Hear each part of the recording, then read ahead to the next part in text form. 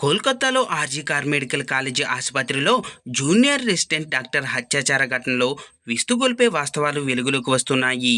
వైద్యురాలిపై సామూహిక అత్యాచారం జరిగినట్టు డాక్టర్ సుబర్ణ గోస్వామి సంచలన వ్యాఖ్యలు చేశారు.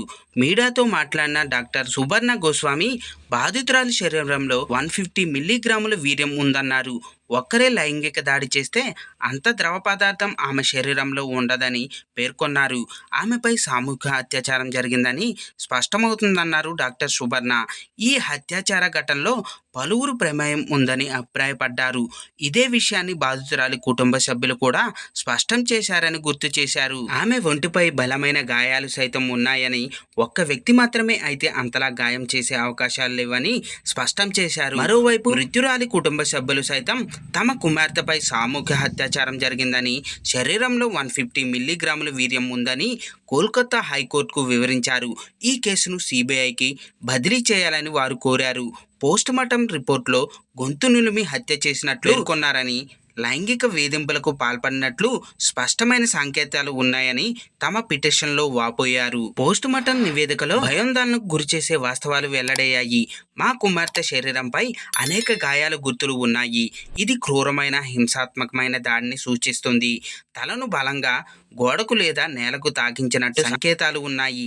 చెవులు, పెదాలపై గాయాలు, మెడపై పంటితో కొరుకున గుర్తులు ఉన్నాయి అని పేర్కొన్నారు. తమ కుమార్తె సామూహిక అత్యాచారం మరియు హత్యకు గురైనట్లు సాక్ష్యాధారాలు స్పష్టంగా సూచించినప్పటికీ ఇతర నేరస్తులను అరెస్ట్ చేయడానికి ఎటువంటి చర్యలు తీసుకోలేదని, ఇది ఒక వ్యక్తి మాత్రమే చేయగలిగే నేరం కాదని బాధిత కుటుంబం వాపోయింది. ఇదే సమయంలో పోస్టుమార్టం నివేదిక కూడా సామూహిక అత్యాచారం జరిగినట్టు పలు ఆధారాలు బయటపెట్టింది. దీంతో ఈ నేరంలో ఒకరి కంటే ఎక్కువ మంది ఉన్నారనే అనుమానం బలపడుతుంది. ఆగస్టు 8న నైట్ డ్యూటీలో ఉన్న వైద్యురాలుపై ఆ రోజు తెల్లవారుజామున 2 నుంచి 3 గంటల మధ్య అత్యాచారానికి పాల్పడిన కామాంధుడు అతి దారుణంగా ప్రాణాలు తీశాడు. మర్నాడు ఆగస్టు 9వ తేదీన సెమినార్ హాల్లోనే నగ్నంగా పడి ఉన్న ట్రైనీ డాక్టర్ మృతదేహాన్ని ఆసుపత్రి సిబ్బంది గుర్తించారు. ఈ ఘటనకు సంబంధించి ఇప్పటికే సంజయ్ రాయ్ అనే పౌర వాలంటీర్ను పోలీసులు అరెస్ట్ చేశారు.